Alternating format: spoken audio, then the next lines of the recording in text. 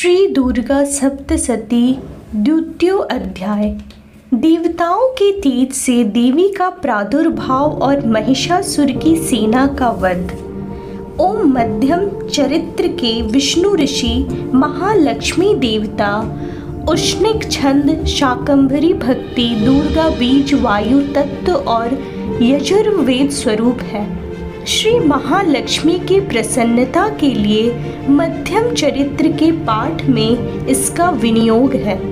मैं कमल के आसन पर बैठी हुई प्रसन्न मुख वाली महिषासुर मर्दिनी भगवती महालक्ष्मी का भजन करती हूँ, जो अपने हाथों में अक्षमाला, फरसा, गदा, बाण, वज्र, पद्म, धनुष, कुंडिका, दंड, शक्ति, खड्ग, ढाल, शंख, घंटा, मधुपात्र, शूल, पाश और चक्र धारण करती हैं। ऋषि कहते हैं, पूर्व काल में देवताओं और असुरों में पूरे 100 वर्षों तक घोर संग्राम हुआ था। उसमें असुरों का स्वामी महिषासुर था और देवताओं के नायक इंद्र थे। यह युद्ध में देवताओं की सेना महाबली असुरों से परास्त हो गई। संपूर्ण देवताओं को जीतकर महिषासुर इंद्र बन बैठा। तब पराजित देवता प्रजापति ब्रह्मा जी को आगे करके उस स्थान पर गए जहाँ भगवान शंकर और विष्णु विराजमान थे। देवताओं ने महिषासुर के पराक्रम तथा अपनी पराजय का यथावत वृतांत उन दोनों देवेश्वरों से विस्तार पूर्वक का सुनाया। वे बोले, भगवान, महिषासुर सूर्य, इंद्र, अग्नि, वायु, चंद्रमा, यम, वरुण तथा अन्य देवताओं के भी अधिकार छीनकर स्वयं ही सबका अधिष्ठाता बना बैठा है।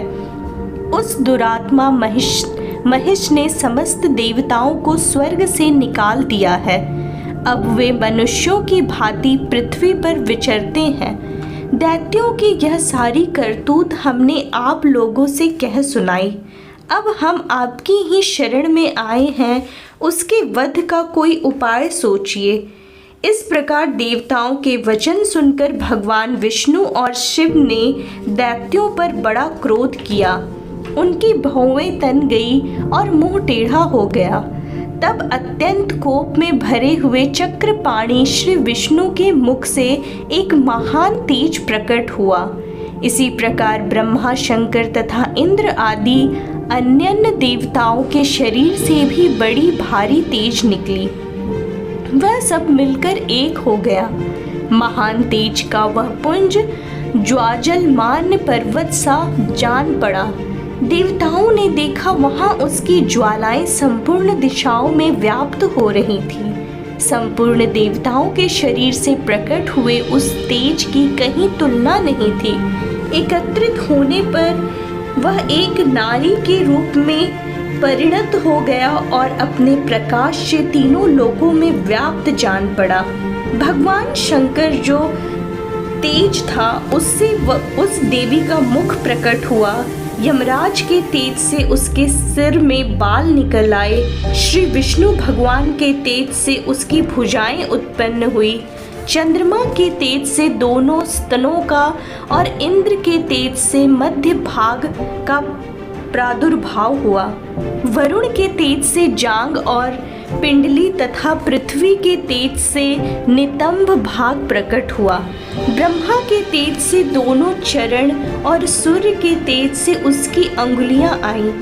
वासुओं के तेज से हाथों की अंगुलियां और कुबेर के तेज से नासिका प्रकट हुई। उस देवी के दांत प्रजापति के तेज से और तीनों नेत्र अग्नि के तेज से प्रकट हुए थे। उसकी भौवें संध्या के और कान वायु के तेज से उत्पन्न हुए थे।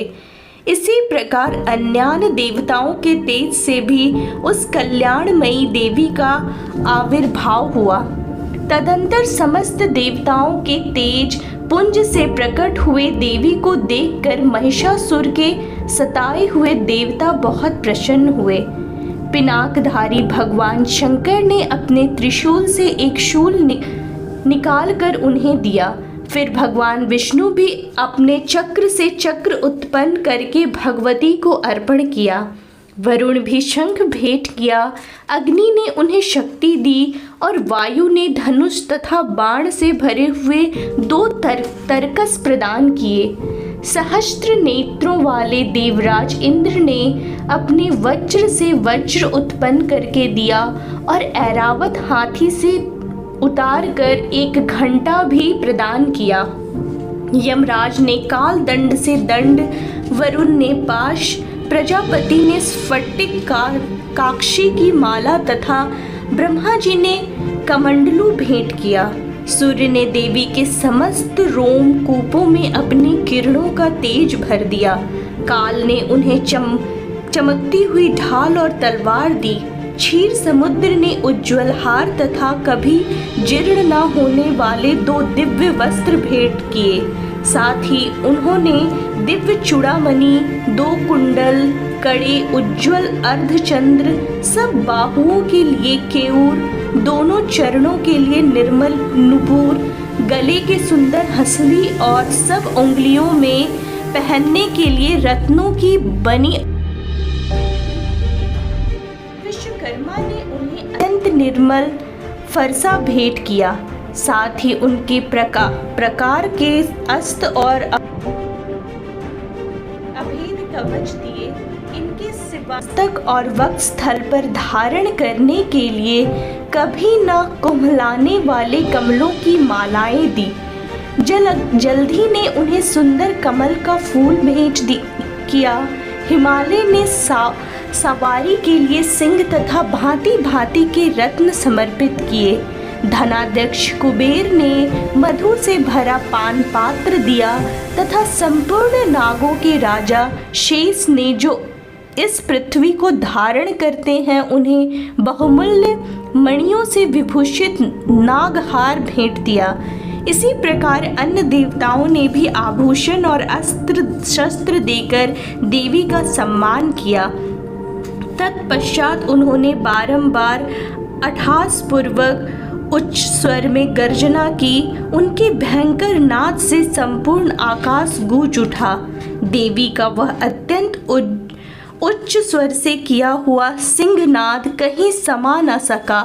आकाश उसके सामने लघु प्रतीत होने लगा। उससे बड़े जोर की प्रतिध्वनि हुई जिससे संपूर्ण विश्व में हलचल मच गई और समुद्र कांप उठे। पृथ्वी डोलने लगी और समस्त पर्वत हिलने लगे। उस समय देवताओं ने अत्यंत प्रसन्नता के साथ सिंहवाहिनी भवानी से कहा, देवी तुम्हारी जय हो। साथ में महर्षियों ने भक्ति भाव से विनम्र होकर उनका स्तवन किया। संपूर्ण त्रिलोकी को क्षोभग्रस्त देख दैत्यगण अपनी समस्त सेना को कवच आदि से सुसज्जित कर हाथों में हथियार ले सहसा उठकर खड़े हो गए। उस समय महिषासुर ने बड़े क्रोध में आकर कहा, आह यह क्या हो रहा है। फिर वह संपूर्ण असुरों से घिरकर उस सिंहनाद की ओर लक्ष्य करके दौड़ा और आगे पहुंचकर उसने देवी को देखा जो अपनी प्रभा से तीनों लोकों को प्रकाशित कर रही थी। उनके चरणों के भार से पृथ्वी दबी जा रही थी। माथे के मुकुट से आकाश में रेखा सी खींच रही थी और वे अपने धनुष के टंकार से सातों पातालों को क्षुब्ध किए देती थी। देवी अपने हजारों भुजाओं से संपूर्ण दिशाओं को आच्छादित करके खड़ी थी। तदंतर उसके साथ दैत्यों का युद्ध छिड़ गया। नाना प्रकार के अस्त्र शस्त्रों के प्रहार से संपूर्ण दिशाएं उद्दासित होने लगी। चिशुर नामक महान असुर महिषासुर का सेना नायक था। वह देवी के साथ युद्ध करने लगा। अन्य दैत्यों की चतुरंगिणी सेना तथा साथ लेकर चामर भी लड़ने लगा। 60,000 रथियों के साथ आकर उदग्र नामक महादैत्य ने लोहा लिया। 1 करोड़ रथियों को साथ लेकर महाहनु नामक दैत्य युद्ध करने लगा, जिसके रोएं तलवार के समान तीखे थे। वह असीलोमा नामक महादैत्य 5 करोड़ रथी सैनिकों सहित युद्ध में आ डटा।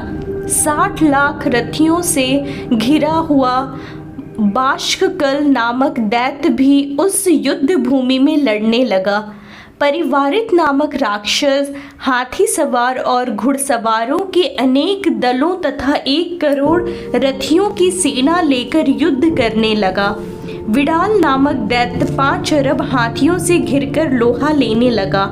इनके अतिरिक्त और भी हजारों महादैत्य रथ, हाथी और घोड़ों की सेना साथ लेकर वहां देवी के साथ युद्ध करने लगे। स्वयं महिषासुर उस रणभूमि में कोटि कोटि सहस्त्र रथ, हाथी और घोड़ों की सेना से घिरा हुआ खड़ा था। वे दैत्य देवी के साथ तोमर, भिंदपाल, शक्ति, मूसल, खड्ग, परशु और पटिश आदि अस्त्र शस्त्रों का प्रहार करते हुए युद्ध कर रहे थे। कुछ दैत्यों ने उन पर शक्ति का प्रहार किया, कुछ लोगों ने पाश फेंके तथा कुछ दूसरे दैत्यों ने खड्ग प्रहार करके देवी को मार डालने का उद्योग किया। देवी ने भी क्रोध में भरकर खेल खेल में ही अपने अस्त्र शस्त्रों को वर्षा करके दैत्यों के वे समस्त अस्त्र शस्त्र काट डाले। उनके मुख पर परिश्रम या थकावट रंच मात्र भी चिन्ह नहीं था। देवता और ऋषि उनकी स्तुति करते थे और भगवती परमेश्वरी दैत्यों के शरीरों पर अस्त्र शस्त्रों की वर्षा करती रहीं। देवी का वाहन सिंह भी क्रोध में भरकर गर्दन के बालों को हिलाता हुआ असुरों की सेना में इस प्रकार विचरने लगा, मानो वनों में दावानल फैला रहा हो। रणभूमि में दैत्यों के साथ युद्ध करती हुई अंबिका देवी ने जितने निश्वास छोड़े वे सभी तत्काल सैकड़ों हजारों गणों के रूप में प्रकट हो गए और पशु, भिंदपाल, खड्ग तथा पटिश आदि अस्त्रों द्वारा असुरों का सामना करने लगे। देवी की शक्ति से बढ़े हुए वे गण असुरों का नाश करते हुए नगाड़ा और शंख आदि बाजे बजाने लगे। उस संग्राम महोत्सव में कितने ही गण मृदंग बजा रहे थे। तदंतर देवी ने त्रिशूल से, गदा से, शक्ति की वर्षा से और खड्ग आदि सैकड़ों महादैत्यों का संहार कर डाला। कितनों को घंटे के भयंकर नाच से मूर्छित करके मार गिराया। बहुतेरे दैत्यों को पाशे से बांधकर धरती पर घसीटा। कितने ही दैत्य उनकी तीखी तलवार की मार से 2-2 टुकड़े हो गए। कितने ही गदा की चोट से घायल हो धरती पर गए। कितने ही मूसल की मार से अत्यंत आहत होकर रक्त वमन करने लगे। कुछ दैत्य शूल से छाती फट जाने के कारण पृथ्वी ढेर हो गई।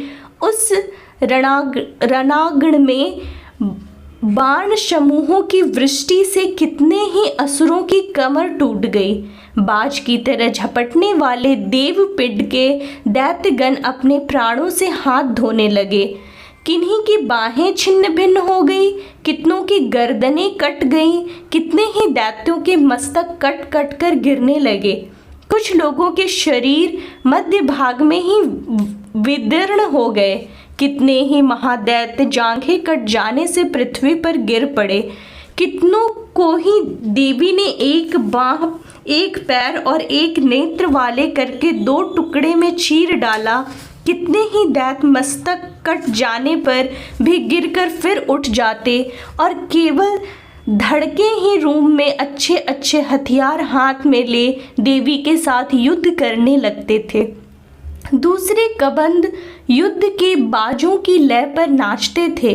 कितने ही बिना सिर के धड़ हाथों में खड्ग, शक्ति और रिष्टि लिए दौड़ते थे और दूसरे महादैत्य ठहरो ठहरो यह कहते हुए देवी को युद्ध के लिए ललकारते थे।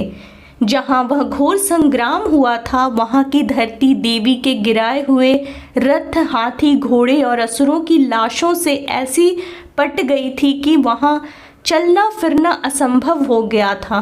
दैत्यों की सेना में हाथी, घोड़े और असुरों के शरीर से इतनी अधिक मात्रा में रक्तपात हुआ था कि थोड़ी ही देर में वहाँ खून की बड़ी बड़ी नदियाँ बहने लगी। जगदम्बा ने असुरों की विशाल सेना को क्षण भर में नष्ट कर दिया।